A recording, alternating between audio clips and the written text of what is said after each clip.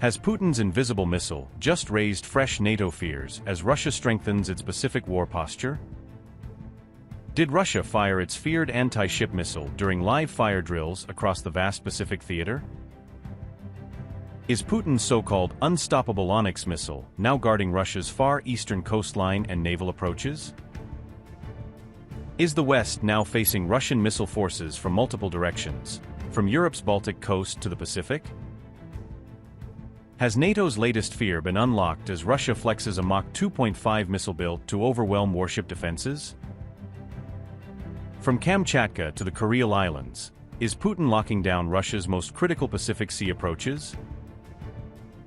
Are Russian warships now being freed for offensive missions as land-based missile batteries guard Moscow's coastline? Russia flexed its P-800 Oniks anti-ship missile during Pacific drills, as Moscow tightened control over key sea approaches in its far eastern theater. Russia's Pacific Fleet claimed the P-800 Oniks can penetrate virtually all modern air defense systems, presenting the supersonic missile as a major threat to warships operating near Russian waters. The claim came during Pacific Fleet exercises conducted across Russia's far eastern coastline, where forces practiced defending long maritime frontiers. Bal and Bastion coastal missile units deployed launchers across Primorye, Kamchatka and Chukotka, creating a broad defensive network along Russia's Pacific-facing shores. Russia also moved these missile systems to the Kuril Islands, a strategically sensitive chain that controls access between the open Pacific and the Sea of Okhotsk. The Bastion system is designed to keep hostile warships away from Russian coastal zones, using mobile launchers to create a defensive barrier from land. The P-800 Oniks can travel at roughly Mach 2.5 during its attack profile, making it a supersonic threat from launch to impact. Its supersonic speed sharply reduces a warship's reaction time, forcing crews and defensive systems to make decisions within seconds. The missile can descend to a low-altitude terminal flight path, delaying radar detection by using the curvature and clutter of the sea surface. This gives defenders less time to detect, track, classify, and engage the incoming missile before it reaches its target area. Its high terminal speed complicates repeated interception attempts, because any missed engagement leaves very little time for another shot. However, the missile's real effectiveness also depends on accurate reconnaissance and target location data before it is launched. Electronic warfare can further complicate defensive responses, disrupting sensors and communications that help ships build an accurate threat picture.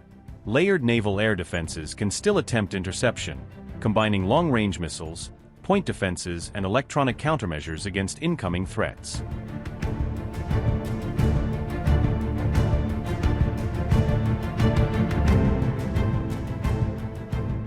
Coastal missile units allow Russia to defend vast sea approaches without relying solely on warships, turning land territory into a major part of naval defense. Land-based launchers also free Russian warships and submarines for other missions, while coastal batteries maintain a persistent defensive presence. The Kuril Islands stretch between Japan's Hokkaido and Russia's Kamchatka Peninsula, sitting across a strategically vital corridor in the northwestern Pacific.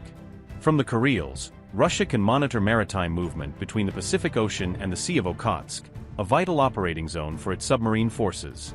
Bastion deployments there form part of Moscow's broader Northwest Pacific military buildup, which combines coastal missile systems, naval forces, and air defenses.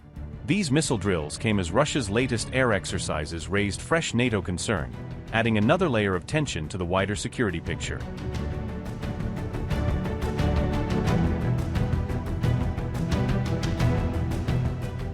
Russia deployed 10 Sukhoi 30S M2 fighters for live-fire strike drills in Kaliningrad, according to a report from Military Watch magazine. These exercises practiced both day and night precision strikes against a range of simulated enemy targets in the region. The drills specifically targeted mock command posts, engineering fortifications, troop concentrations, and armored vehicles. The fighters also trained to operate inside contested enemy air defense environments, practicing evasive maneuvers against simulated air defenses. Baltic Fleet Press Service said, and I quote, "Pilots flew in a designated area, analyzed the ground situation, and carried out precision bombing and missile launches at full-size targets simulating command posts, engineering fortifications, and enemy personnel and equipment using aerial bombs and unguided missiles." Unquote.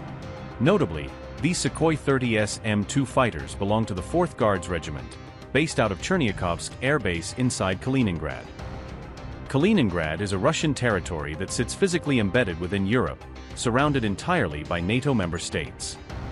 Kaliningrad physically separates Poland from Lithuania along the Baltic coast, making it a uniquely exposed flashpoint. This isolated exclave anchors the bulk of Russia's Baltic Fleet aviation operations, functioning as a forward airbase. Air, missile and naval assets here all operate as one tightly integrated network, backed by Iskander missiles and coastal defenses. NATO aircraft routinely monitor Russian sorties flying near this exclave, given its proximity to alliance territory. The region remains one of Europe's most heavily militarized flashpoints, sitting right at NATO's doorstep. These drills come as a new U.S. intelligence report claims Putin may attempt to test NATO with a limited assault on a member state.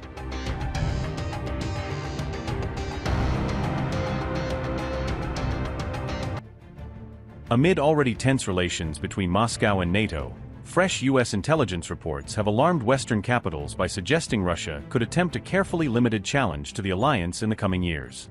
According to reporting on the assessments, Russian President Vladimir Putin could try to test NATO's collective defense resolve through a limited assault on an allied country rather than a broad conventional invasion. The intelligence assessments reportedly place the potential risk window between autumn 2026 and 2029, with the prospect of a limited incursion said to increase as time passes. Potential scenarios reportedly range from a large cyber attack and covert sabotage campaign to the seizure of a small area of NATO territory by unmarked forces or a limited land incursion. While a limited Russian land incursion is currently assessed as the least likely scenario, officials reportedly believe the danger could rise over time as Moscow rebuilds forces and adapts from the Ukraine war. A clear armed attack against a NATO member could trigger Article 5, under which allies commit to assist the attacked state with measures they individually deem necessary for collective defense. But a cyber attack, sabotage operation, or covert hybrid assault would present a more difficult test, because NATO must first determine attribution, scale, and whether the incident meets the threshold for collective action. Upgrade your news experience with the all-new HT app. Download now.